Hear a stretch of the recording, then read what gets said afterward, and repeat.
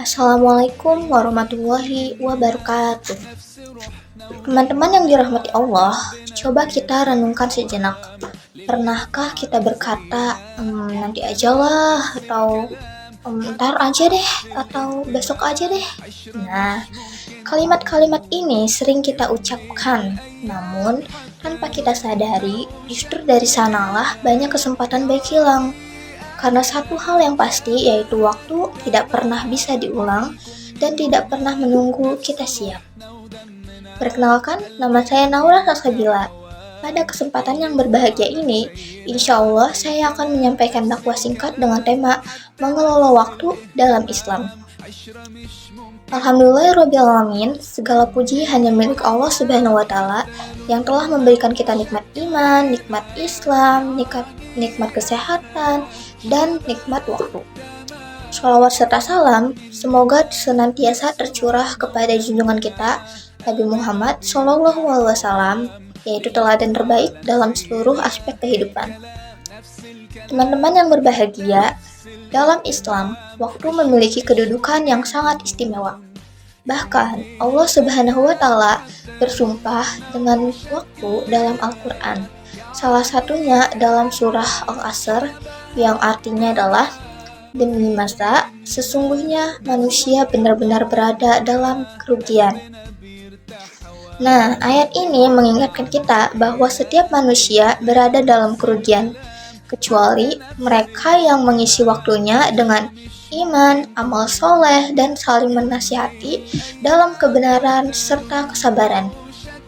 Artinya, kerugian terbesar bukanlah kehilangan harta ataupun jabatan, melainkan ketika waktu berlalu tanpa makna dan kebaikan. Izinkan saya menyampaikan sebuah ilustrasi.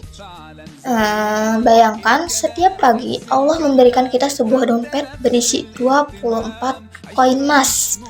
Nah, koin itu hanya berlaku 1 hari. Tidak bisa ditabung, tidak bisa dikembalikan, dan tidak bisa ditukar di hari lain.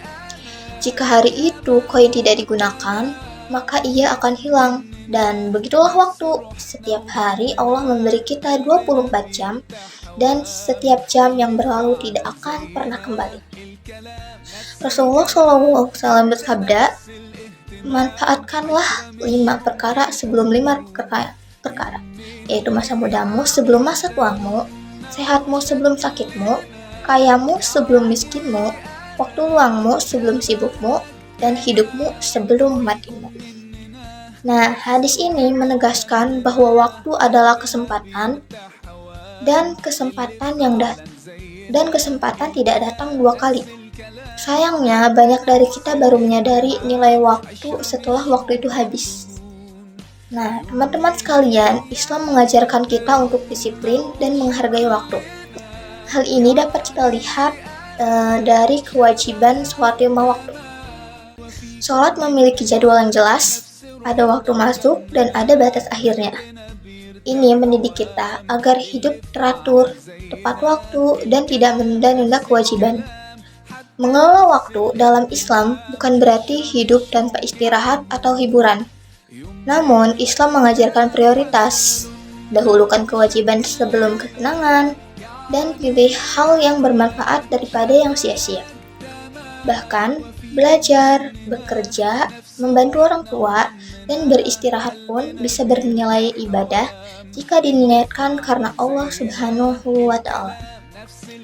Nah, ilustrasi lainnya, hidup ini tuh seperti ujian di sekolah.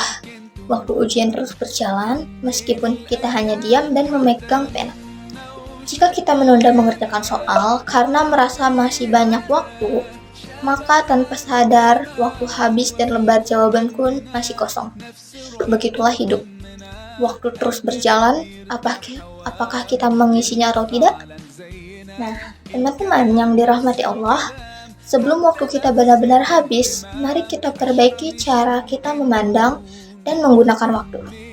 Jadikan setiap detik sebagai ladang amal, dan setiap kesempatan sebagai jalan menuju ridha Allah Subhanahu wa Ta'ala. Semoga Allah menjadikan kita hamba-hamba yang pandai mengelola waktu, mensyukurinya, dan tidak termasuk orang-orang yang merugi. Akhir kata, mohon maaf apabila terdapat kekurangan. Wassalamualaikum warahmatullahi wabarakatuh.